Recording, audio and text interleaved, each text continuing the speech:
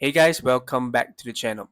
So EPF has announced the account trade flexible. So I'm pretty sure most of you already know what is this account trade flexible. So I'm not going to into that. However, I'm going to withdraw from the account tree EPF and then contribute back to the EPF. So stick right to the end of this video to find out why I am doing this. So before I begin, do check out referral codes down in the link in the description, as these are some referral codes for high yield savings account, some investment trading account, and by using these referral codes to sign up, you will support this channel. Okay, so for the initial transfer, it's very simple. Just click on the learn more in the homepage, and then just keep clicking on next. Next, they will show you a breakdown and the option for the initial amount transfer. They will just show you a graphic on how does this works. So just click on this transfer now. And when you scroll down, click on continue. Then from here, they will show you the before and after of opting into the initial transfer. Not only that, we can also view a calculation example over here. Just click on the view more, and then they will show you some calculation example of how they do their calculation to transfer the funds into your account tree.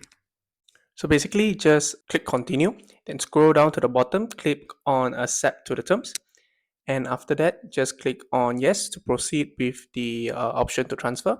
And basically, you'll receive this page that tell you that you have done the steps.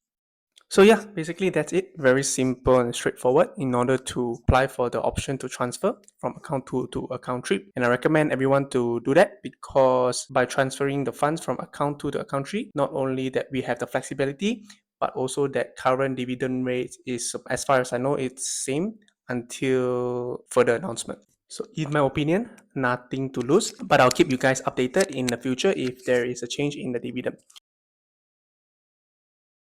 All right, I would like to talk about the taking advantage of the tax relief as well. I will be withdrawing from the account tree and then recontributing back to EPF, as because based on the past year tax relief, we can see that voluntary contributions to the EPF is up to 3,000 ringgit. I put it up on the screen right here, so you can see what am I talking about. So we can see that life insurance premium payments or family takaful contributions or any additional voluntary contributions to EPF, it's restricted up to 3,000 ringgit. So what does that mean is that if you're paying life insurance premium, say for example 1,000 ringgit, and then if you contribute back to 2,000 ringgit to EPF, you can declare 3,000 ringgit in your tax relief on next year. Just some things to take note is that this tax relief is for the previous year, but for current year, we are not sure yet, but I think they will announce it usually by end of the year. So I'll keep you guys updated as well. So be sure to subscribe to the channel. So yeah, that will be what I will be trying to do. Trying to max out on this part in order to take advantage of this tax relief. And also another minor thing to take note is that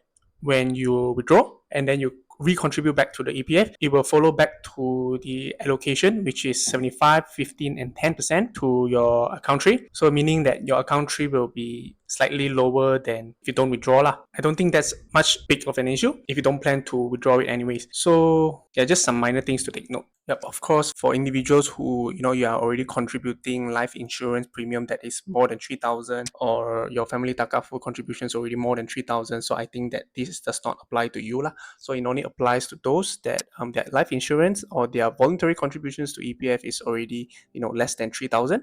So we can use this strategy to maximize our tax relief. So yeah, with that being said, I think this account tree is a good thing to us. It gives us flexible to withdraw at any time, but of course much discipline is needed, right? Try not to withdraw our account tree just to increase our spending, right? So although it provides us flexibility, but make sure to use it for only emergency purpose or when you are really need this money. Okay, I think that will be it for today's video. Let me know if you have any comments, so do comment down in the below, and if you haven't already, don't forget to like and subscribe, and I'll see you next time.